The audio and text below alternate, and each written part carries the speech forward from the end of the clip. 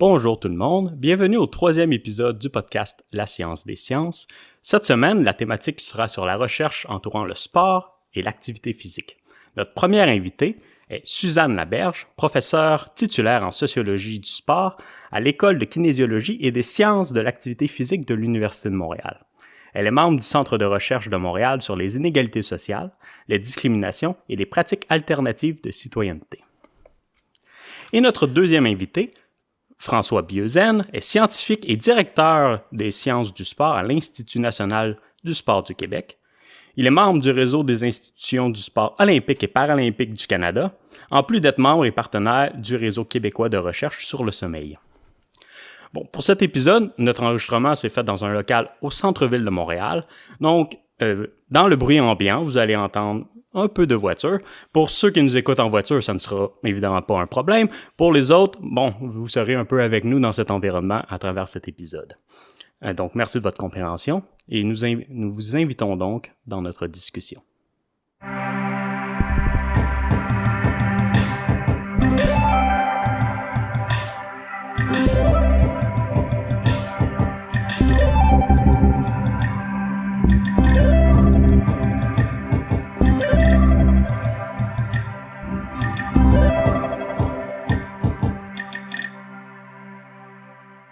Bonjour tout le monde, re-bienvenue cette semaine à un autre épisode de La science des sciences. Cette semaine, je suis très excité d'avoir mes invités avec moi sur le thème du sport.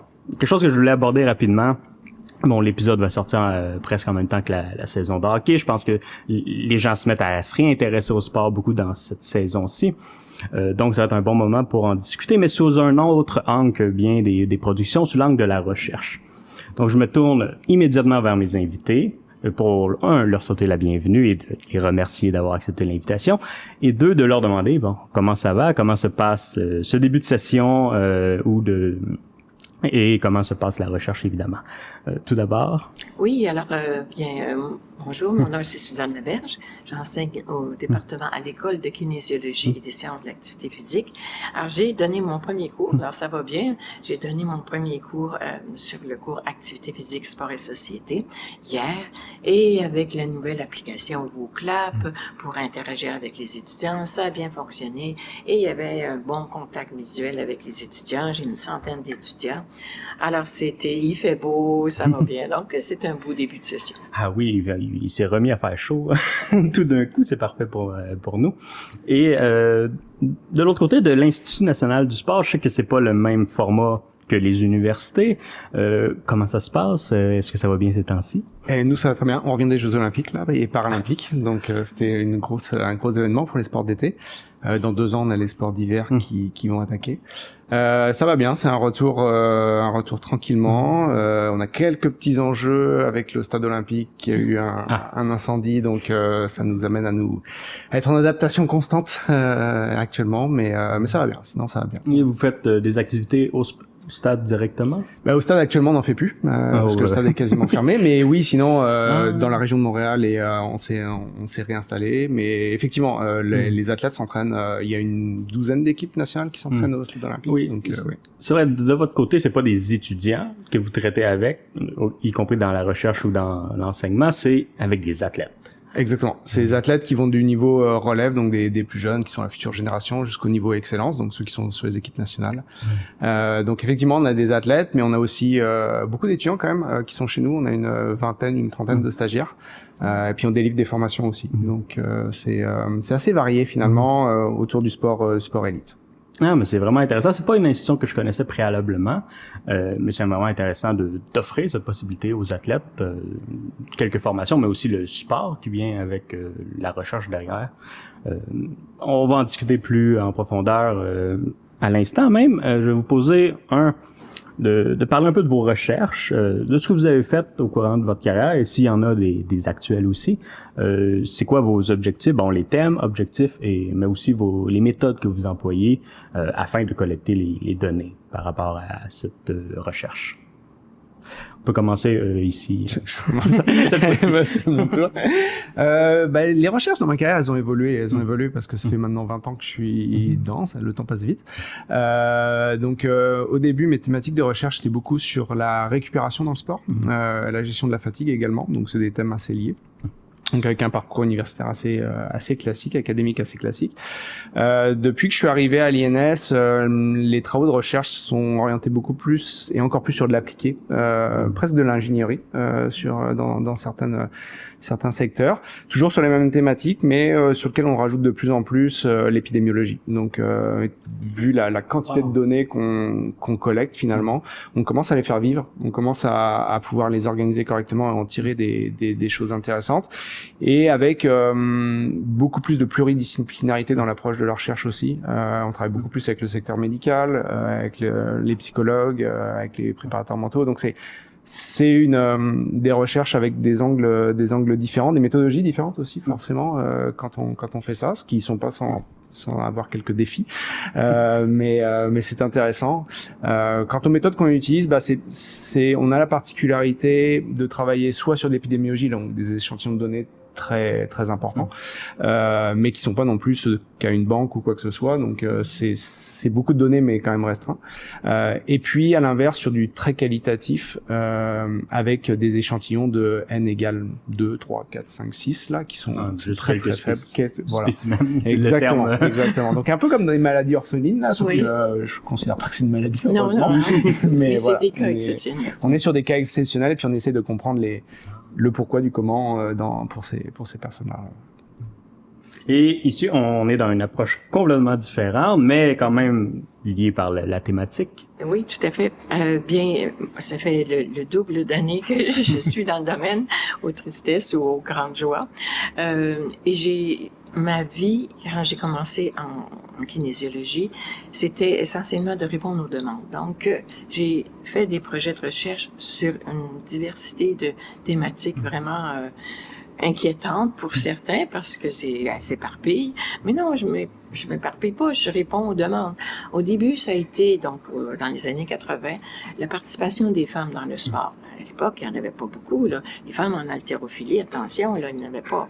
Ça commençait à peine, on se battait pour ça. Après ça, j'ai fait des études sur le dopage. En 88, il y avait Ben Johnson. Alors là, c'était ce qui se passe chez nous, Québécois, nos petits jeunes. Alors, sur le dopage, aux Jeux du Québec. Après ça, j'ai fait des études à 3 niveaux, au niveau canadien, au niveau québécois, en 2 reprises, sur la situation d'emploi des entraîneurs. Bon, les entraîneurs, c'est quoi, là? On devient comment entraîneur? C'est quoi l'emploi d'un entraîneur? Combien gagne-t-il? Quels sont les avantages? Quels sont les inconvénients? Quelles sont les difficultés, les défis? Bon, bref, j'ai fait 3 études là-dessus. C'était du quantitatif à ce moment-là.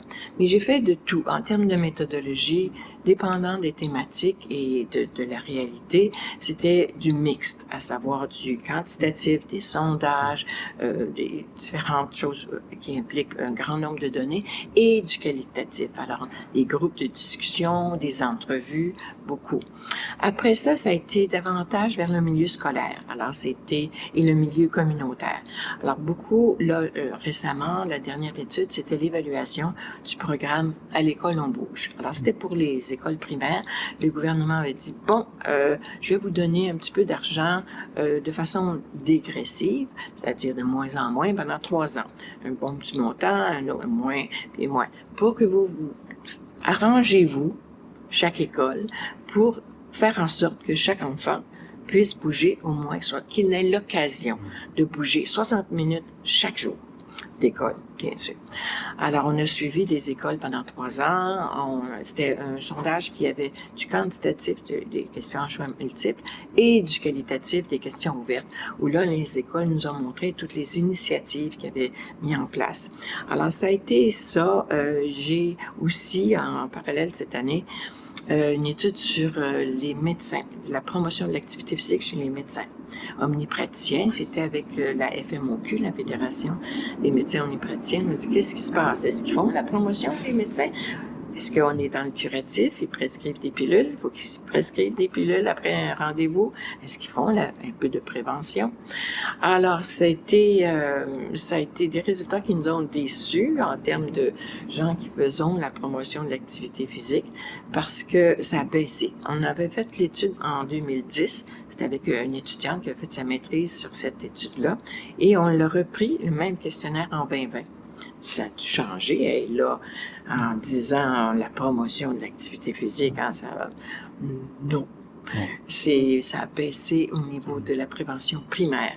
Alors, ils en font autant pour la prévention des maladies cardiaques et puis des gens qui ont le diabète, mais c'est donc la prévention secondaire qu'on appelle. Les gens ont déjà la maladie et on tente de gérer. Mais on n'est pas dans la prévention primaire qui est on va s'arranger pour pas être malade. Donc voilà, c'est une économie là de la diversité des sujets parce que c'était ma conception c'était je suis là pour répondre aux demandes. Comment la recherche peut aider la société, les groupes sociaux à avancer et à tenter de les aider à répondre à leurs problèmes. Oui, ben on entend souvent que le sport est un peu une fenêtre sur la société. Je trouve que vous suivez exactement cette idée de... Puis on suit ce qui se passe, puis ça affecte tout le monde. Hein. On parle beaucoup des jeunes, l'exercice physique, on n'en fait peut-être pas assez la promotion. Il y a eu récemment, les super écoles j'ai perdu le nom, les lab écoles qu'on a un peu abandonnées, mais qui avaient l'idée de l'exercice physique qui était un des 3 points, 3 enjeux assez importants. Je sais pas si vous avez sûrement suivi un peu donc c'est un échec qu'on peut... Ça n'a pas tout à fait donné... il y a une étudiante qui fait sa maîtrise actuellement à l'UQAM et j'étais membre du jury. Et puis, c'est toujours un peu en catastrophe des fois. Quand c'est des programmes gouvernementaux, puis là, ils ont décidé, il y a des coupures. Les choses changent très vite. Hein? C'est ce que Armotrosa clame en haut et fort, c'est l'accélération dans tous les points de vue, technologiques, social, culturel, bref. Et donc, il a fallu qu'ils fassent l'évaluation des lab-écoles vite. Il y en avait 5 ou 6. Et l'étudiante a fait son possible pour ramasser des données très, très, très vite. Puis là, on lui racontait certaines choses, ils n'ont pas eu le temps, il y a des choses où c'est sur le toit de l'école, mais si le ballon tombe en bas, là, qu'est-ce que tu fais? Ça, c'est notre paire de manches, on ne sait pas trop, là. Ça n'a pas été, ils n'ont pas eu le temps. On ne peut plus prendre le temps de planifier de façon cohérente les programmes. Et je pense que c'est bien intentionné, je suis convaincue de la dite chose. Je suis aussi convaincue qu'il y a des plus. Ça, je le croirais. Mais c'est pas parfait. Mais est-ce qu'il y a quelque chose de parfait dans ce bon monde? C'est difficile. C'est très difficile. Mais cette question de promouvoir l'exercice physique, je sais que vous participez un peu à ce type de projet, mais est-ce qu'on pourrait faire de quoi de plus? Est-ce que c'est aux universités de le faire, aux médecins? Je sais qu'il y en a qui demandent à leurs patients, il faut faire de l'exercice maintenant, c'est de plus en plus commun. Est-ce que le gouvernement pourrait se mêler de ça? Parce que le sport est populaire, ça, il n'y a pas de doute. Oui, populaire pour l'observer. Pour l'observer, voilà. Pour le pratiquer, c'est peut-être pas tout à fait la même chose. Ça, c'est intéressant. On s'intéresse à... On n'a plus le temps. on l'observe. Il y en a qui sont aussi très impliqués émotivement dans ces questions-là, surtout au Canada avec le hockey, mais dans d'autres pays, c'est la même chose avec d'autres sports. Mais tu sais, j'en connais beaucoup qui voulaient jouer, tu sais, ils aiment le hockey, ils jouent au hockey. Des petits clubs de garage et tout, mais j'ai l'impression que j'en vois moins de ma génération qui participent à ce type d'activité. On a changé peut-être vers le gym, là, qui est un peu plus... Le soccer, ça. Le soccer qui a gagné en popularité. Non. Mais ça, c'est une question d'accessibilité au sport. Le hockey coûte cher. Aujourd'hui... Les installations, il n'y en a pas tant que ça, ou elles sont vieillissantes. C'est difficile. Nous, l'incendie a été un peu quelque chose qui nous a marqué on avait beaucoup de sports aquatiques chez nous, là. Retrouver des piscines de taille olympique, accessibles à des heures normales et pas à 4 heures du matin ou à 23 heures le soir, c'est extrêmement compliqué. Et, donc, il y a un déficit d'installation, et notamment les piscines. C'est vrai qu'il y a effectivement les stades de soccer, ça se développe et c'est superbe. Les salles de gym, il y en a partout, ça c'est aussi accessible relativement facilement. Mais ouais, il y a quand même un effort à faire sur les installations utilisables l'hiver aussi, parce que c'est pas toujours évident. Oui, on regarde beaucoup le sport, mais en pratique, il y a encore du chemin à faire, surtout sur les jeunes, je pense, et très jeunes là. Puis pour moi, ça repose pas non plus que sur le gouvernement ou que sur les professeurs, mais aussi les parents, tout simplement, qui doivent pousser les jeunes à aller dehors, à aller jouer, à prendre un ballon, peu importe d'ailleurs l'activité, à s'amuser en fait, au travers d'une activité physique. Là. Oui. Ben, moi, je suis peut-être dans une des dernières générations avant vraiment les réseaux sociaux et le développement de la technologie. J'ai fait, quand j'étais jeune, plus de sport, natation, j'ai coaché le Kenball d'ailleurs. Ah oui. Donc, mais c'est vraiment le fun, s'intégrer en tant que sportif, mais aussi j'ai arbitré aussi. On fait un peu les deux là dans ces ligues un peu plus restreintes. On alterne. C'est pas tous des ligues bien développées, mais on s'amuse, je veux dire, à faire de l'exercice, juste être arbitre, on fait aussi de l'exercice, hein. On se promène, j'imagine au soccer aussi, là, faut se promener. Juste s'impliquer dans ces milieux-là, moi j'ai trouvé ça fort intéressant. Bon là, avec la recherche, c'est un peu plus difficile, là. Je reviens, je me réinstalle, mais ça a tout le temps été le fun, hein. Mais à cette heure, maintenant, les gens ont accès, les réseaux sociaux, la technologie prend plus d'importance. On le voit dans les écoles, là, on se pose même la question si on devrait interdire les cellulaires. Est-ce que pensez que c'est un potentiel problème pour la relève, autant au niveau professionnel qu'au olympien? Oui. Les Olympiens, il y en aura toujours, et puis il y aura toujours une pointe qui permettra d'être accompagné, puis d'y arriver. Ça, enfin, on verra l'avenir, mais j'ai l'impression que ce sera pas trop un enjeu. Mais c'est tout ce qu'il y a à côté, où je suis plus inquiet là. Pour la santé, on en parlait. Ça, je suis vraiment inquiet. Puis on voit que dans tous les pays plus francophones que je suis là, il y a les cardiologues, tout le monde s'agite vraiment en disant attention, on lève un drapeau rouge, il faut faire de l'activité physique, etc. Puis les opportunités, ça, je serais pas étonné. Puis quand on voit les bénéfices qu'il y a avec peu, mais réguliers, engagés, c'est vraiment intéressant. Donc il y a vraiment quelque chose à faire là-dessus. La recherche le démontre tous les jours sur tous les secteurs, tous les bénéfices qu'on tire à faire de l'activité physique. Mais faut créer les solutions. Au Québec, le sport coûte cher. Quand on est un parent puis qu'on a ses enfants moi qui ai vécu les deux pays, la France, 15 ans en France et ici, c'est fou la somme, les montants que je mets dans le sport de mes enfants pour pratiquer leur sport comparativement à la France. Donc c'est forcément plus difficile, plus élitiste peut-être aussi à certains niveaux, ce qui est pas normal pour une société pour moi là. Donc il y a quelque chose à faire là-dessus. Oui, parce que c'est pas uniquement une question de divertissement. Oui, il y a la partie divertissement qui vient avec le sport, mais la partie exercice, je veux dire, il y a les deux points pour être en bonne santé, l'exercice et l'alimentation. Les deux vont ensemble. Mais il faut les deux, il faut bouger. Puis je le sens, avec la recherche, des fois, on est souvent devant un ordinateur, un peu courbé, puis là, ça commence à... Non, faut que je sorte, faut que je fasse de quoi.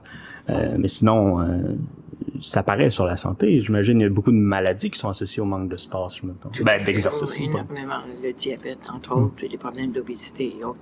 Mais en promotion, parce que moi, c'est vraiment mon domaine, là, sociaux du sport et promotion de l'activité physique, c'est reconnu, c'est documenté. Il faut travailler sur les environnements. Donc, l'environnement économique, l'environnement physique, là, les parcs, les installations, l'environnement culturel, la famille, les groupes sociaux, et puis, je sais pas trop, l'environnement politique. Et si les gouvernements, mais c'est pas que les gouvernements, il y a les familles, il y a l'environnement, si on n'a pas accès, et c'est démontré s'il n'y a pas une action, une interaction, une convergence des différents environnements, on n'aura pas d'impact vraiment majeur. Et puis, faut pas s'attendre la motivation intrinsèque. Moi, je demande toujours à mes étudiants, comment vous faites pour développer la motivation intrinsèque? C'est parce que c'est pas génétique, ça. Donc, c'est vraiment une question de socialisation dans un environnement favorable, dans des environnements favorables, que ce soit l'école, la famille, etc. Nos environnements plus paysagers, là, un petit peu plus de vert et bon.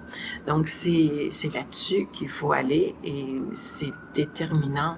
Ben, c'est ça, l'espérance de vie baisserait de 1 à 2 ans.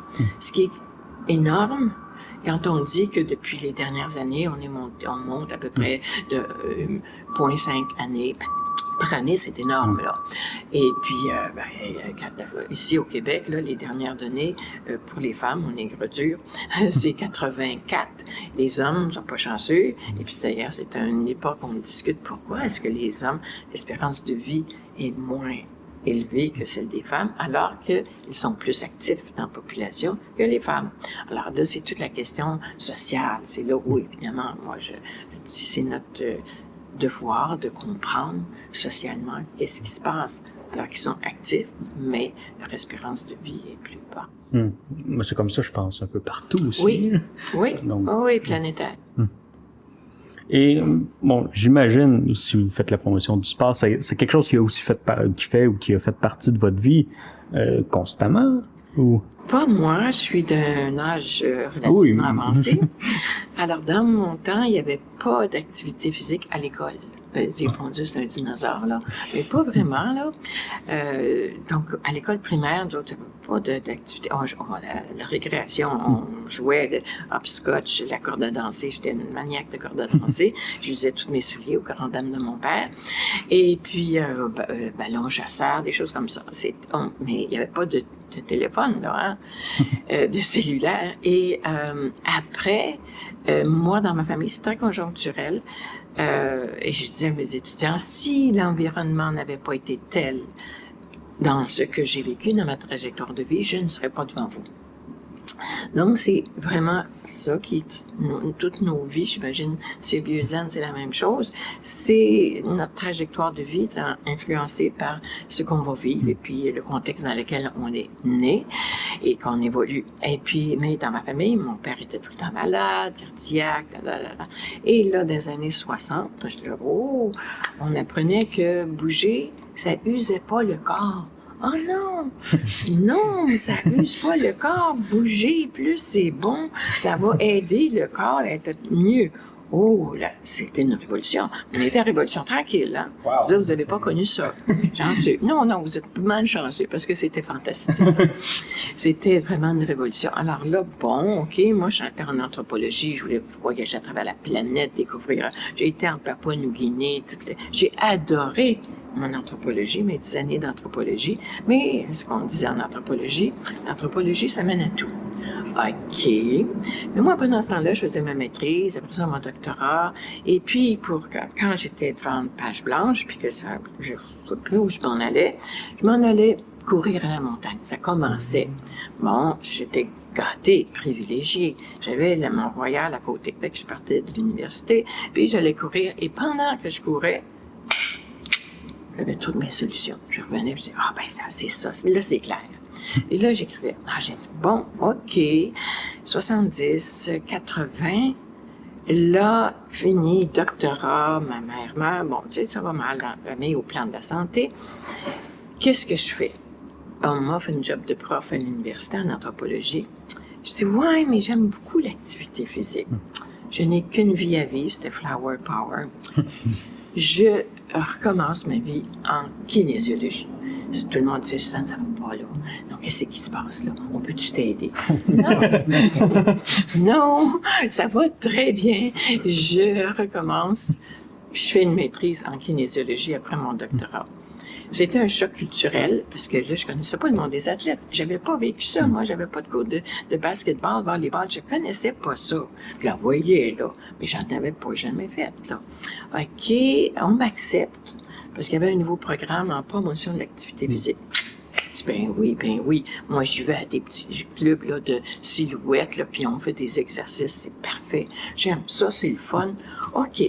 Fait qu'on embarque là-dedans. Et là, bon, c'était une période intense. Puis là, j'ai dit, OK, adénosine, triphosphate, créatine, phosphokinase, OK, sarcolème, sarcovert, OK. J'avais beaucoup de recyclage à faire. C'était un choc culturel, mais c'était ça que j'aimais en anthropologie.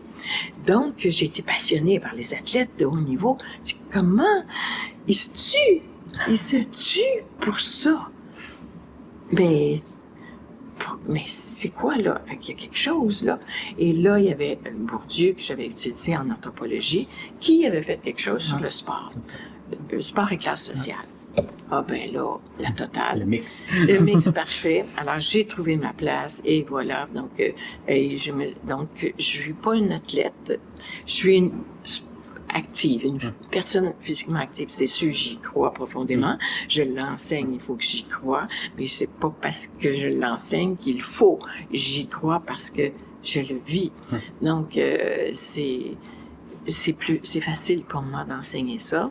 Maintenant, la difficulté, c'est de montrer que ça vient pas uniquement de la motivation intrinsèque, mais qu'il faut travailler sur tous les environnements sociaux. M'excuse de mon histoire. Ah, mais c'est fascinant. C'est fascinant. Moi, j'imagine aussi que le sport fait partie... Oui, bah moi, je pense que je rentre plus dans une sorte de déterminisme social de Bourdieu, justement, où mes parents étaient dans le sport actif en tant que membre d'associations sportives. Mes grands-parents l'étaient aussi, donc... C'était les anciens patronages, donc une vraie socialisation là-dessus, tous bénévoles, puis passionnés par ça. Donc bah, je pense que dès ma naissance et que j'ai pu être dans un couffin, j'étais dans une salle de sport en attendant qu'ils s'entraînent ou qu'ils donnent des coups de main, voilà. Donc ça a toujours été assez naturel dans mon environnement. Pas toujours facile à pratiquer, par contre. Toute ma jeunesse était assez simple parce que encouragé à ça, puis mes parents, ça n'a jamais été une barrière, c'est-à-dire que les efforts à fournir de leur part pour pouvoir m'exposer ou me rendre la vie plus facile dans le sport, ils le faisaient. S'il fallait faire 60 km pour nous amener à 7h le matin un dimanche à tel endroit, ils le faisaient avec le sourire, peut-être pas intérieurement, mais en tout cas extérieurement. Ah, mais les parents, c'est ça, fantastique. Voilà. Donc c'est vital. Et puis on était 3 enfants, ils ont fait ça avec tous les enfants. On a tous cette même. Les 3 sont grands sportifs, je sais pas, mais en tout cas amoureux du sport et on aime ça, on aime pratiquer. Bien actif. Voilà. Et puis on s'est construit socialement aussi, je pense, au travers du sport. On a un environnement aussi qui tourne autour de ça. Donc notre réseau social est quand même très actif. J'ai peu d'amis qui pratiquent pas régulièrement le sport, etc. là. Et puis même quand je suis arrivé à Montréal, les gens qu'on a retrouvés sont aussi dans cette dynamique. Donc je dirais que la seule période où j'en ai un peu moins fait, puis ça revient exactement les notions d'environnement facilitant pour faire le sport, c'est quand j'étais à Paris où c'était plus compliqué. J'avais des jeunes enfants aussi, donc c'est sûr que l'environnement familial était un peu plus compliqué pour faire ça, mais je pratiquais. Puis là actuellement, je m'entraîne au moins une fois par jour, et donc ça demande une bonne organisation de toute la vie, voilà, discipliné. Puis c'est très timé là, mais je m'organise, puis ça fonctionne à peu près bien et je me sens bien. Donc, vous avez des enfants, donc des enfants âgés. Voilà, donc eux, ils sont plus âgés. Elles ont 11 et 14 et puis elles-mêmes pratiquent, c'est des ados, donc elles pratiquent pas mal le sport là, donc elles aiment ça. Pardon ? Non, il y en a une qui fait du patinage de vitesse courte piste, parce que j'ai été longtemps avec l'équipe de patinage de vitesse courte piste ici, puis ayant vu les athlètes, ayant côtoyé, c'est un peu le classique là, on est très bien. Donc il y a un côté, ça a l'air sympa. Puis l'autre fait du ballet à l'école supérieure du Québec. Et le ballet, c'est du sport de haut niveau. C'est du sport de très haut niveau. C'est très très haut niveau, très exigeant. C'est formidable athlète. Non, c'est très intéressant. Ouais, très très intéressant. Donc voilà, je baigne dedans. J'essaie d'en faire la promotion aussi comme je peux là. Puis après, les attachements, ils sont divers. C'est-à-dire que c'est de par mon passé, c'est sûr que j'aime bien la compétition, la performance, je continue à en faire à mon niveau, évidemment, c'est pas du tout niveau excellence. Donc il y a ce petit challenge. Excellence quand même, là. Mais j'aime le côté social aussi, je fais aussi bien du golf que du crossfit par exemple, donc c'est très varié. Puis j'aime changer régulièrement pour découvrir de nouveaux sports, etc. Et je pense que quand on a commencé jeune, on sait ce que c'est que la difficulté de commencer un nouveau sport, de ressentir que c'est pas facile au début, il faut passer des étapes, ça prend du temps, faut voir sur le long terme, c'est-à-dire que c'est pas un one shot une fois où on veut faire une performance pour l'afficher sur les réseaux sociaux là, ça prend plus de temps, qu'il faut comprendre le sport, le pratiquer, puis qu'au bout d'un moment là on commence à à vraiment prendre du plaisir et à s'amuser là. Donc, Oui, moi aussi, je suis quelqu'un qui aime essayer des choses, mais j'avais fait quelques mois dans un gym de boxe. Juste l'entraînement, je voulais pas me battre, c'est pas quelque chose qui m'intéresse, mais l'entraînement et l'environnement, un gym, c'est fascinant. L'entraide, la camaraderie. Tout à fait. Ouais. Puis à ce temps, bon, moi c'était dans la région sur la rive nord de Montréal, beaucoup de femmes aussi qui participent, beaucoup de boxeuses de plus en plus qui sont connues en plus, qui sont des grandes gagnantes au Québec. Donc je pense que ça motive aussi avoir des champions et des championnes motive aussi beaucoup les. Oui, c'est des modèles. Oui, moi je suis je suis de la génération Sidney Crosby. Tout le monde aimait, tout le monde de mon âge aime bien Sidney Crosby. Puis ça motive les gens beaucoup à faire différents types de sports. Moi j'avais fait un peu de plongeon parce que c'était Alexandre Despatie. Un jeune en plus qui a inspiré de ses premiers. Donc, plongeon, on a eu vraiment des. Donc oui, j'ai fait plusieurs cours de plongeon. OK, vous avez pas mal de. J'adore toucher. Aller vraiment au haut niveau, c'est un autre niveau d'engagement. Puis il faut en dédier beaucoup plus de temps. Et bon, avec la vie, les études sont des fois l'accommodement avec faut travailler, faut étudier, et en plus faut faire du sport. C'est sûr que ça prend un peu moins de place que par exemple une fois par jour. Je trouve ça beaucoup. Surtout, on a d'autres choses que je fais une fois par jour parce qu'il faut, selon mes propres recherches. Il faut faire des choix. Mais au moins, c'est vrai, combien de temps vous conseillerez? Par exemple, beaucoup de gens vont au gym. Ouais. C'est quoi l'idéal? 2 ou 3 fois, 4 fois semaine? Tout dépend du temps, j'imagine, et de l'intensité. Le plus qu'on peut, c'est la seule chose qu'on peut dire. Le plus, oui. Puis c'est pas nécessaire que ce soit pendant 1 heure de temps, là. C'est simplement 10 minutes, déjà, ça va avoir des impacts, c'est documenté. Aller marcher après dîner, après souper, 15-20 minutes, c'est fondamental. Ça, c'est sûr, c'est le minimum, que je pourrais dire. Mais oui, je pense que... Oui, non, il faut essayer toujours de s'exposer à de l'activité physique et avoir au moins 2-3 fois de l'activité physique intense. Ça, c'est important. Puis par intense, on entend vraiment intense. Donc fréquence cardiaque élevée. Voilà. Et ça peut surprendre au début, là. Beaucoup de gens qui n'ont pas fait de sport dans leur jeunesse, qui n'ont pas été acculturés au sport, ont peur, ont l'impression que ils vivent des sensations qu'ils n'ont jamais vécues, puis que ça leur fait peur d'aller au-delà. Mais ça s'apprend, c'est pareil, etc. Et puis ils voient qu'ils vont repousser leur seuil de tolérance à ces niveaux d'effort progressivement, puis ils vont être assez fiers d'ailleurs d'eux-mêmes. Donc, mais il faut faire de l'activité physique très intense. En plus d'une activité régulière, quotidienne, bouger, c'est ça. Et faire de la musculation aussi. Tout à fait. Parce que c'est beau, le cardio, oui, mais je sais, parce que je me force pour faire de la musculation, parce que avec l'âge, évidemment, on perd beaucoup de masse musculaire. Et là, c'est tout décline. Les risques de tomber, après ça, les risques de tomber, là, ça entraîne. Donc, c'est la dégringolade. Et donc, c'est vraiment musculation et aérobie. Et puis, M. Pieson a raison. Moi, là, cet été, j'ai dit, je vais être capable de faire il y a 365 marches. Quand on va à la montagne, on peut aller plus rapidement et il y a des marches. OK, j'ai dit, je courais avant, là, je cours plus, je marche, mais je marche vite, marche rapide pour fréquence. Mais ça monte pas la fréquence cardiaque beaucoup. Je dis, avec un copain, je dis, on essaye les escaliers, OK. Parce qu'on voit les gens, puis des gens qui sont très en forme, qui vont à la course, je dis, on va aller monter en marchant, là. Fait que là, j'ai dit, on va y compter. Fait que j'ai monté les 300. Mais là, j'ai dit compter 3 fois parce que je me suis dit, ça se peut pas. La deuxième fois, c'était 200. Parce que là, rendu à 265, 286, 200. Là, je vais plus vite que le temps que ça me prend pour dire le chiffre. Alors, j'ai fait des recomptes et j'y vais donc. Alors, idéalement, maintenant, je me suis donné comme... règle, comme discipline de vie, puis j'aime ça. Là, il fait beau, on est gâtés, mais au moins 3 fois semaine où là, je pompe. Je pompe quand j'arrive en haut. Et je suis fière de moi. Ben oui. Et c'est ça. Et puis je dis, j'aurais bien dû recommencer ça avant. Mais bon, il suffit d'un déclic environnemental qui était un copain qui était là, puis qui était en forme. Puis je voulais lui montrer que moi aussi, j'étais en forme. Et plus âgé que lui, mais autant en forme que lui. C'est ce que Et j'ai atteint mon but, j'étais bien contente. Ah, mais l'énergie après la douche, souvent. Oui. Ah, c'est fantastique.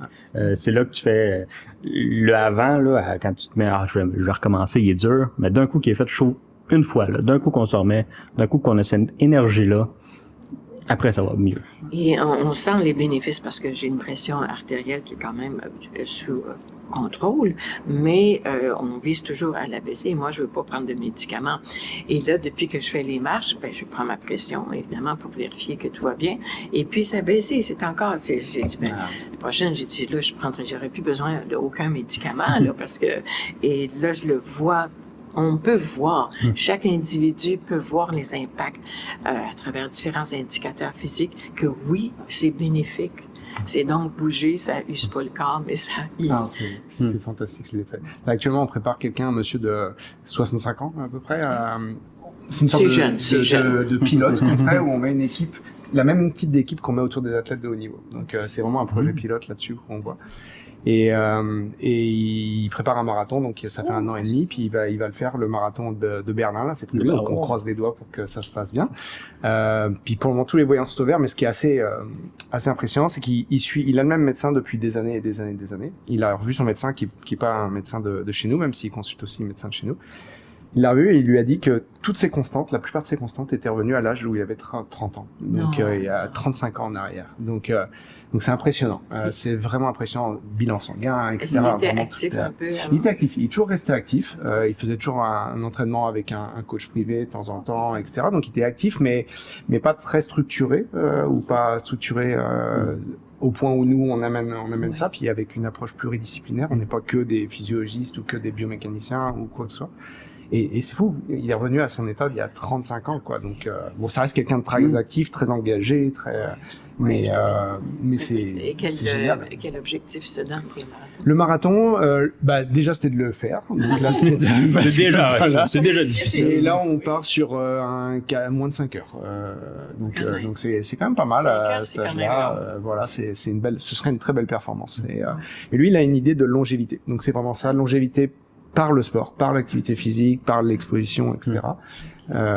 Plutôt que par les médicaments ou par de la chirurgie ou par d'autres choses là. Et donc non, il y a des effets fantastiques. Là, je lisais un article il y a pas longtemps sur l'arthrose et les douleurs liées à l'arthrose et qui démontrent que les gens qui font de l'activité physique, notamment de la musculation, ont tout autant d'arthrose que les gens qui n'en font pas, mais par contre leur seuil de douleur à l'arthrose est beaucoup plus faible. Donc c'est-à-dire qu'ils en ressentent moins les effets négatifs et sont capables quand même de vivre une vie bien plus normale. Donc vraiment le sport a des bénéfices énormes.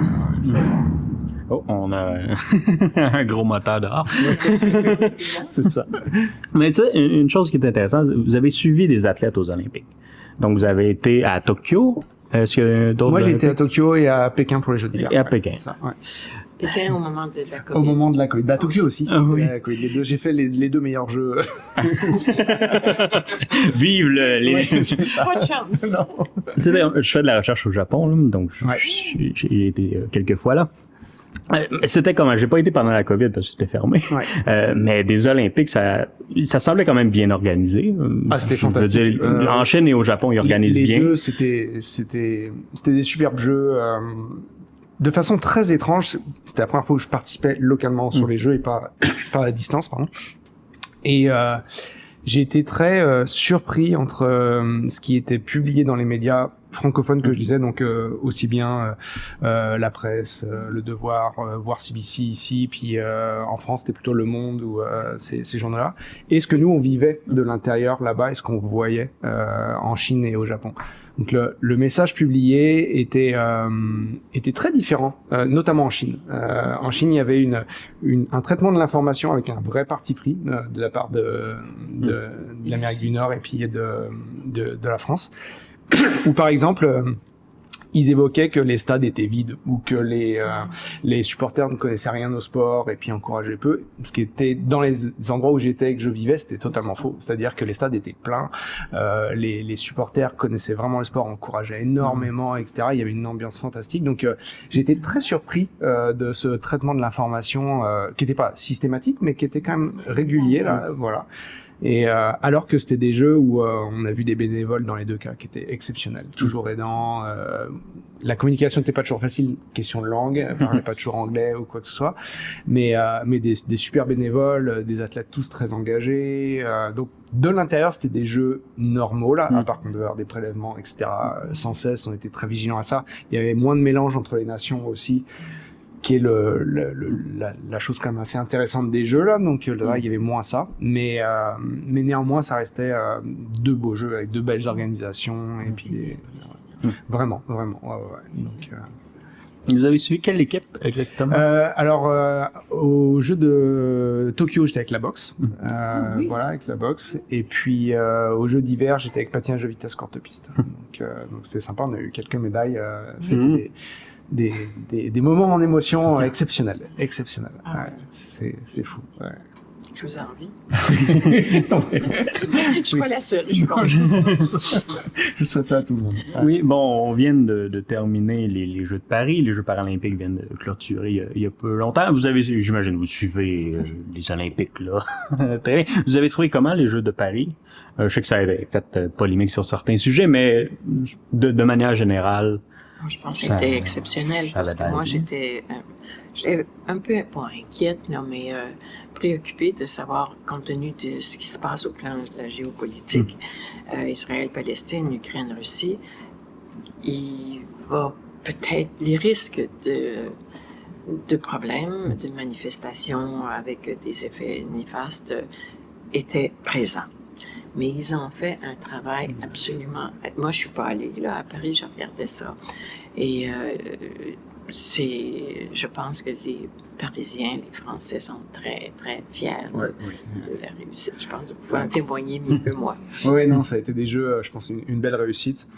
Une belle parenthèse dans un moment un peu plus compliqué mondialement et même en France où la situation politique était pas si simple que ça actuellement. Je dirais pas sur ce sujet, mais non, ça a été un moment. Puis tous les retours, moi j'y étais seulement en vacances quand j'y étais, donc pendant les Jeux, donc j'ai pu apprécier un peu l'environnement, mais j'ai pas été impliqué, par exemple, au village olympique ou quoi que ce soit avec les équipes, mais toutes les staffs qui sont revenus là actuellement, on a que du bien. Oui, il y a toujours des petits bugs, etc., mais ça comme dans n'importe quel événement aussi gigantesque, voilà. Mais globalement, tout le monde est satisfait, il y a vraiment que du bon retour. Je pense que les gens se sont amusés, ont pris du plaisir, ont fait ce qu'ils avaient à faire aussi en termes de performance pour les athlètes.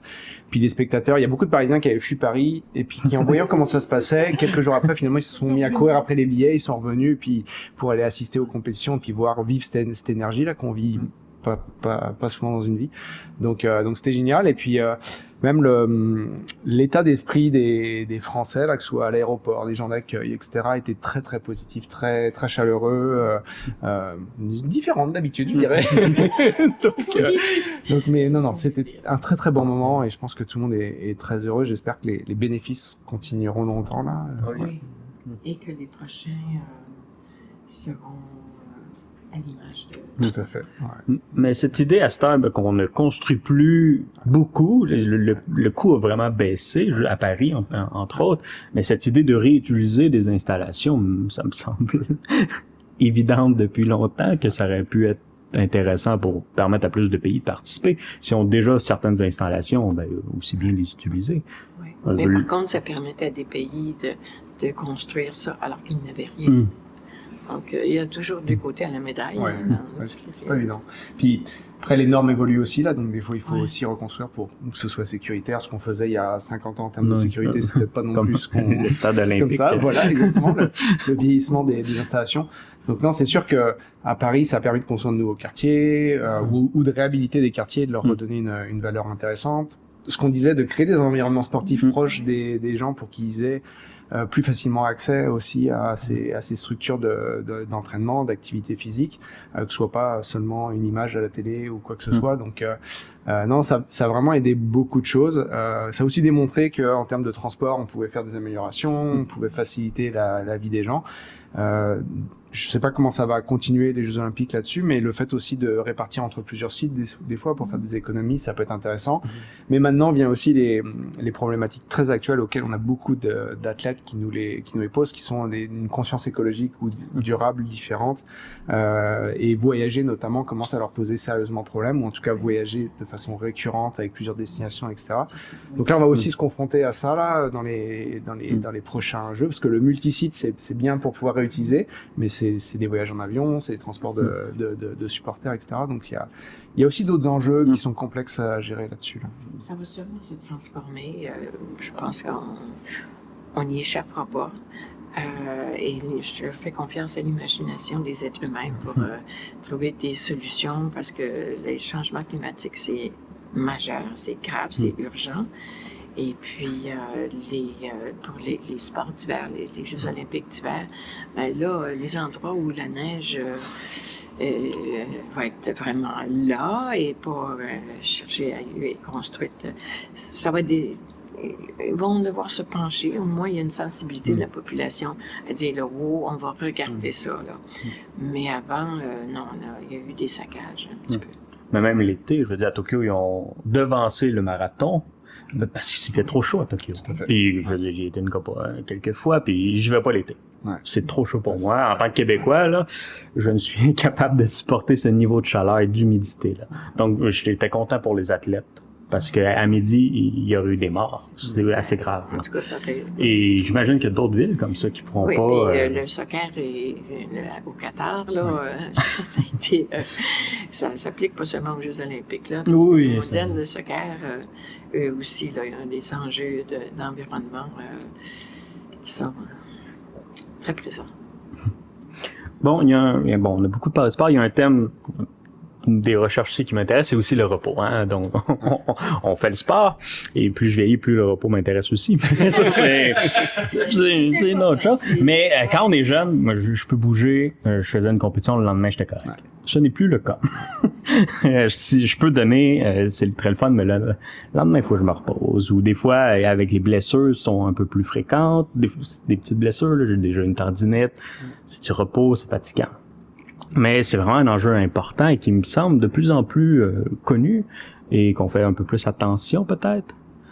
Ouais, bah, mathématiques de recherche, c'est la récupération et sommeil. Donc c'est les deux thématiques. Donc c'est très clairement, je serais le dernier à dire qu'il faut pas se reposer ou qu'il faut pas prendre des temps de repos. Après, ça peut être du repos actif. C'est-à-dire que repos veut pas forcément dire dans son canapé à regarder Netflix. Il peut prendre une marche. Pour pas mal de gens, ça peut être du repos si elle est tranquille et voilà. Donc en fait, c'est juste s'organiser pour avoir une variation d'intensité au cours de la semaine. Donc des moments qui sont quasiment nuls, des moments qui sont beaucoup plus actifs, etc. Après, plus on va s'entraîner, plus on va avoir une fréquence aussi, plus ce qu'on va appeler repos sera différent de quelqu'un qui est inactif, qui fait une fois un footing par exemple le dimanche. Courir une fois le dimanche, bah c'est sûr que le lundi, mardi, probablement qu'il aura des courbatures ou un peu plus que quelqu'un qui s'entraîne tous les jours. Même avec une dose plus faible chaque jour, il aura beaucoup plus de facilité. Donc c'est aussi une habitude de vie à continuer. Moi, je me rends compte personnellement, plus je maintiens ça, moins j'ai de repos complet de façon prolongée, moins j'ai de douleurs, moins j'ai de fatigue ou quoi que ce soit. Dès que je prends 3-4 jours de repos, là, je commence à ressentir les petites douleurs, parce qu'elles existent, on vieillit, hein, y a pas, on n'y peut rien là, c'est normal. Mais voilà, en pratiquant régulièrement, de façon intelligente, je dirais, ça peut être intéressant. Puis c'est là où faut pas hésiter à se faire accompagner par des professionnels. Il y a aussi beaucoup de développement d'apps maintenant ou de solutions technologiques avec utilisant l'intelligence artificielle ou qui peuvent donner des programmes d'entraînement très simples. Puis je reviens à ce que je disais tout à l'heure, c'est-à-dire que quand je vois des préparations marathon en 8 semaines, je trouve que ça fait pas de sens. Et puis on en voit, ou même 12 semaines, pour moi c'est déjà très intense. C'est possible, mais ça dépend de où c'est un one shot. Les gens. Exactement, là, mais voilà, exactement. Et donc à un moment, faut réfléchir sur la longue durée, il faut réfléchir sur se donner des étapes. Et puis c'est comme tout, hein, dans beaucoup de choses. Là, faut prendre le temps d'y arriver. Puis au bout d'un moment, ça va bien se faire. Et si on le fait correctement, il y aura très peu de blessures, il y aura très peu de démotivation, et puis on atteindra en plus une performance qui sera probablement meilleure que celle qu'on aurait fait en quelques semaines. Donc prendre le temps de développer, puis passer par toutes les étapes pour y arriver. Et puis le repos, effectivement, ça fait partie de ça. C'est-à-dire que le corps, à un moment, pour s'adapter, il a besoin de se reposer. Parce que s'il n'y a pas de repos, les adaptations, à un moment, elles saturent et elles se font pas là. Donc, Puis j'avais déjà entendu dire, vous pouvez confirmer ou infirmer, le sport de haut niveau professionnel, comme les athlètes de hockey, c'est un peu trop pour le corps. Pour les gens moyens, ça va plus nuire à long terme qu'à court terme, à un point excessif. Est-ce que c'est vrai ou... Non, c'est plus complexe que ça. Plus complexe. Ouais. Je pense que ça l'était peut-être à une époque où c'était marche ou crève, on va dire. La pyramide, là, puis si ça cassait, on prenait les meilleurs de la pyramide. On n'est plus du tout là. En tout cas au Québec ou au Canada, on n'est plus du tout là.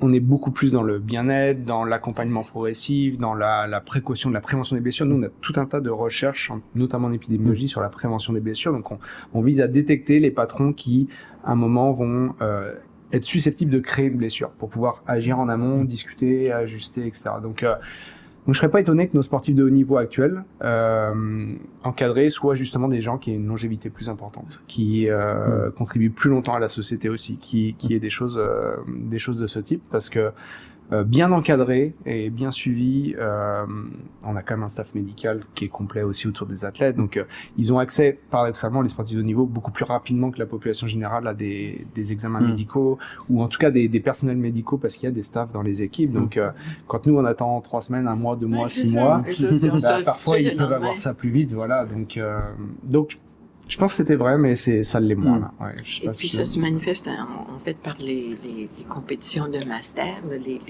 les athlètes de haut niveau mais âgés qui ils font plus partie des Jeux olympiques, mais ils ont des compétitions de haut niveau, puis puis Michael Phelps avait 40 quelques. Maintenant il y en a de plus. On regarde les gymnastes aussi, l'âge est plus prolongé. Donc Biles, comment elle s'appelle, le gymnaste? Elle a quand même. Elle est plus jeune. Pas si jeune que ça, là. Alors, donc, ça confirme, enfin, ça suggère que vraiment, maintenant, c'est pas... quand tu finis ta carrière d'athlète de haut niveau, là, tu t'en vas journaliste ou autre chose, c'est fini pour... ton corps est complètement brûlé. Non. Non, il reste encore... C'est sûr qu'il y a des blessures, en cas de haut niveau, parce qu'ils s'exposent, ils prennent des risques à un moment qu'on peut... Il y a des sports pires que d'autres. Il y a des football américain, tout à fait. Commotion cérébrale, mais là, ils travaillent très fort là-dessus. Voilà, c'est effectivement là-dessus, c'est pareil. Là, les collègues de l'INES, donc le docteur Suzanne Leclerc et puis Thomas Roméas et Félix Croteau ont publié une très belle revue de questions, enfin pas une revue de questions, même une étude d'épidémiologique là sur le traitement des commotions. Et en fait, ils ont analysé pendant 4-5 ans, je crois, le taux de retour au jeu, la vitesse de retour au jeu, en fait, en fonction de la prise en charge de la commotion cérébrale. Et puis, on s'est rendu compte, à peu près, que plus il y avait une prise en charge précoce et importante, plus le retour à un état complet, normal, était rapide. Donc ça montre bien que s'il y a une prise en charge médicale rapide, s'il y a une prise en charge sportive rapide, un accompagnement rapide, on revient beaucoup plus. Puis c'est ça qu'ont accès nos sportifs de haut niveau actuellement. Ils ont plus accès à ça que la population générale. Donc c'est là où il faudrait pouvoir mettre ça en place pour tout le monde là, pour que ce soit efficace là. C'est quand même très intéressant que ça change. Et évidemment, dans certains sports que je suis, on voit de plus en plus des règlements médicaux plus stricts. Par exemple, juste au hockey, s'il y a un coup à la tête, automatiquement on sort, évaluation. Je suis à une certaine époque, on revient le plus tôt possible puis on joue, là, c'est ça qui est important. Mais j'ai l'impression que la conscientisation, juste dans les 10 dernières années, au niveau professionnel, il y a eu un avancé énorme. Puis ça évidemment, ça affecte tous les gens qui l'écoutent. Qui ok, c'est vrai que c'est important. Puis je pense qu'il y a eu des documentaires aux États-Unis sur le football, sur des footballeurs qui ont démontré des cas catastrophes qui ont fait peut-être réveiller les Américains sur cet enjeu-ci. Mais bref, on apprend des fois avec les erreurs. Mais c'est vraiment intéressant qu'au moins ça s'améliore. Mais bref, ces équipes-là ont souvent beaucoup d'argent. Donc, ça va un peu de soi, non, qui investissent dans leurs propres athlètes, là, s'ils veulent surtout les faire durer plus longtemps. C'est très agréable. C'est ça, et puis c'est là où nous, la recherche a son rôle à jouer, parce que on peut amener les évidences pour les accompagner dans la capacité à distinguer quelles sont les bonnes situations des moins bonnes, ou quel est l'accompagnement qui peut être fait. La recherche aussi en ingénierie, comment on développe les nouveaux matériaux, les nouveaux casques, des détecteurs plus précoces, des choses adaptées à chaque catégorie d'âge, ou à chaque sexe, ou à chaque morphologie. Donc il y a vraiment tout un panel de recherches qui peut faire que justement on va faciliter l'engagement dans le sport, limiter les risques, et puis que les parents vont plus mettre les enfants dans le sport parce qu'ils auront moins peur pour leur enfant, que tout le monde va s'engager, puis qu'on aura des carrières plus longues, moins de blessures, que les gens vont pas arrêter parce qu'ils se sentent plus bien, etc. Donc, puis après il y a tous les effets sur la santé mentale qui sont énormes là-dessus, là. Donc, de plus en plus documentés. Voilà. Et compte tenu qu'il y a de plus en plus de problèmes de santé mentale dans nos sociétés un peu bouleversée, très stressante, le sport va être là, pas seulement pour la prévention du diabète, mais aussi pour aider la gestion des problèmes d'anxiété et puis de dépression. Nous, ça diminue les coûts communs avec le système de santé. Exactement. Mais il y a une question qui frôle la politique au Québec, c'est la question des combats chez les plus jeunes, entre autres au hockey, qui est une discussion. Est-ce que c'est quelque chose qui vous achale, par exemple, qu'on permette à des jeunes de se battre, surtout pour le développement du cerveau? Je sais qu'il y a des ligues qui ont banni ça, puis je veux dire, ça n'a pas d'impact sur la qualité du joueur après dans la Ligue nationale, ou peut-être qu'il y a un impact, là, c'est peut-être à vous de me confirmer, mais est-ce que vous seriez pas qu'on aille un peu plus vers ce type de solution à un certain âge, là, il devrait pas y avoir de sport de contact? Ou, je sais pas, dans la boxe, quand est-ce que les combats commencent aussi? C'est un sujet très épineux, mais là je vais prendre juste ma position de scientifique. Scientifiquement, les coups à la tête ou quelques traumatismes à la tête sont absolument à bannir à tout niveau.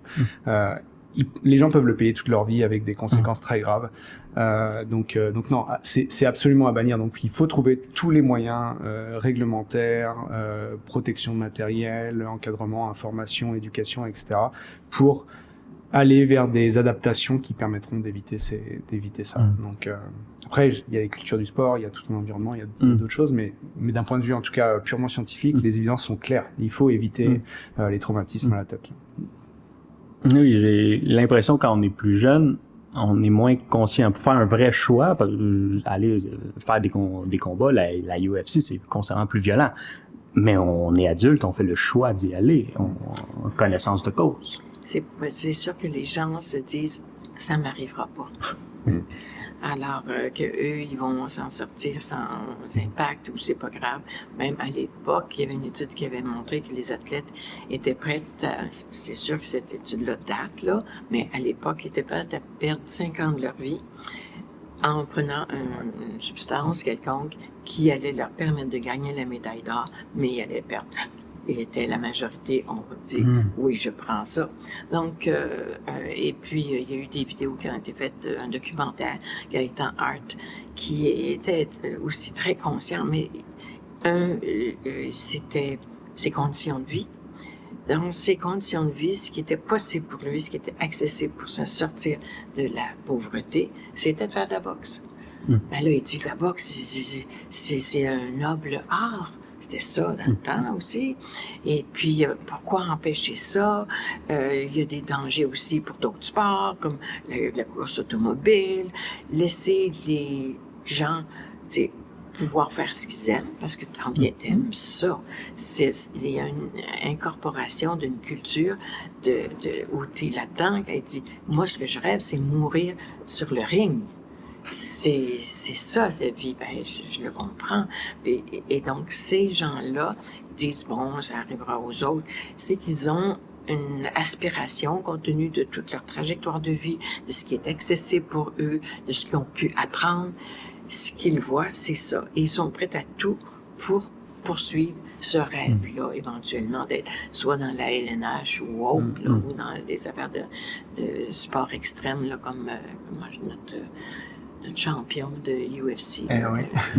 Georges Saint-Pierre, c'est ça. Alors, parce que c'est des modèles pour certains. Mais Georges Léca, par exemple, je trouve que c'est une très bonne personne. Puis de la manière qu'il parle des blessures, il est très ouvert. C'est quelque chose qui me fait peur et je prends des mesures pour ça.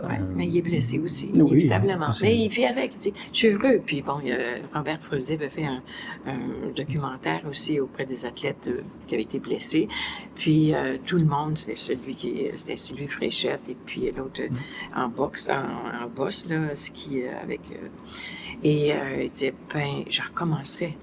Oui, je suis blessé, j'ai fait ça. L'autre, Nicolas Gill, oui, j'ai perdu un bout d'oreille, mais je recommencerai. C'est sûr. Prenez un homme d'affaires qui est multimillionnaire. Il dit, oui, mais regarde de ta vie, tu t'es pas occupé de tes enfants, regarde les problèmes que tu as, tu te cabilles au niveau de la santé. Il dit, je recommencerai. Parce qu'il y a des bénéfices qu'on a eu, des bonheurs, des expériences de vie fantastiques qui font en sorte que ça fait un renforcement. Puis, de toute façon, il n'y a rien de parfait. Et on se dit, on choisit ce qui me convient le mieux, compte tenu de ce qui m'est accessible. Moi, je respecte ça. Évidemment, en termes populationnels, je dis, ce serait bien de légiférer pour faire en sorte que les jeunes n'aient pas de problèmes au cerveau parce qu'ils sont pas conscients, ils ont des rêves aussi. Mais est-ce qu'on peut leur permettre d'atteindre leurs rêves sans avoir les effets secondaires néfastes de ce qu'on leur propose actuellement? Donc, je pense que c'est faisable. Et les êtres humains sont capables de trouver, je pense, les solutions. Oui, je vais me tourner vers Carl. On parle déjà depuis quelques temps, c'est formidable. On est rendu à combien de temps? On arrive à 1 heure. Très bientôt, ça se passe très bien. Très bien. Le temps passe vite. Eh bien, je vais entamer avec une dernière question un peu plus large et plus sur le sport canadien. Selon vous, où est-ce qu'on se situe actuellement au sport canadien? Est-ce qu'on pourrait espérer des Olympiques, des candidatures olympiennes à venir? Ou c'est une autre situation que vous analysez?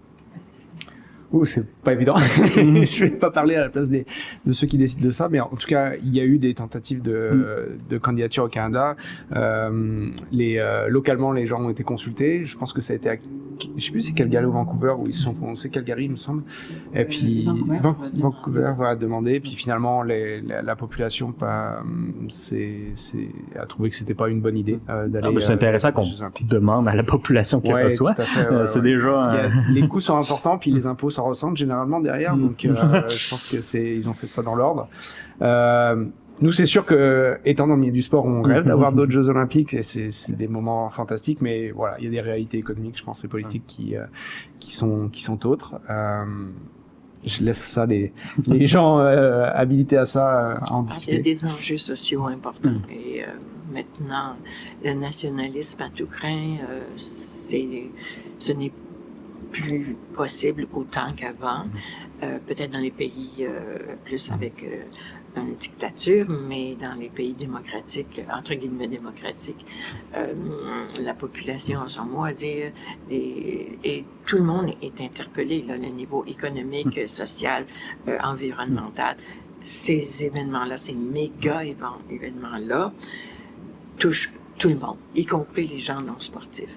Y compris les gens non sportifs qui ne regardent pas le sport, ils vont être impactés par ces événements-là. Donc, je pense qu'il faut les consulter et on peut pas prendre une décision comme ça. Il faudrait. Non, attends une minute. Puis on va étudier la réalité, les possibilités, que peut-on faire, puis on prendra une décision éclairée suite aux consultations. Parce que je suis un peu surpris que Toronto n'ait jamais reçu aucun jeu, alors que c'est la ville la plus populeuse. Montréal, Calgary, Vancouver récemment. Il faut dire qu'on les a eus récemment aussi. Là. On n'a pas besoin d'appliquer constamment. Mais les jeux d'hiver, c'est plus restreint aussi en termes de qui peut. Oui, c'est pas si évident que ça. Là. Toronto, les jeux d'hiver, je veux pas. Non, Toronto ne pourra pas. Je pense que ce serait été. Mais ils ont des problèmes de circulation, ils ont des problèmes de tout acabit, de pollution, des problèmes sociaux majeurs. Je suis pas convaincu que ce sera décidé, mais s'ils ne postulent pas, ils n'y voient probablement pas de pertinence. En tout cas, de bénéfices qui l'emportent sur les impacts négatifs. Oui. Mais bon, c'est sûr que ça serait tout le temps intéressant. Mais dans 4 ans, c'est à Los Angeles. Donc, c'est plus proche. Ouais. C'est plus facile aussi à regarder à la télévision. Quand c'est en Asie, on enregistre puis on écoute le lendemain. Mais ça donnait des excellents jeux. J'ai bien aimé, je pense, toutes les dernières. C'est sûr que j'ai vu, là. C'est rare qu'on peut dire, ça n'a pas été des bons jeux. C'est tout le temps un événement assez festif. C'est unique. C'est une télé-réalité incroyable. Et voir chaque culture, moi, j'ai bien aimé, évidemment, l'ouverture de Paris. En Asie, j'aime bien la culture, évidemment. La Chine, je trouve qu'ils font des ouvertures extraordinaires. Leur image vaut 3 milliards. On espère, peut-être si la population veut, c'est sûr que ce serait agréable de revoir ça ici. Mais bon, ça, on va laisser ça. Nous, on pourrait parler pour Montréal. Ça fait déjà quelques temps. Faudrait remettre certaines infrastructures. Faudrait remettre à niveau notre stade. Mais ça serait peut-être une occasion de reconstruire. Je pense qu'ils sont pas en mode destruction. Ils veulent garder le stade. Ouais, le toit est en train d'être fait là.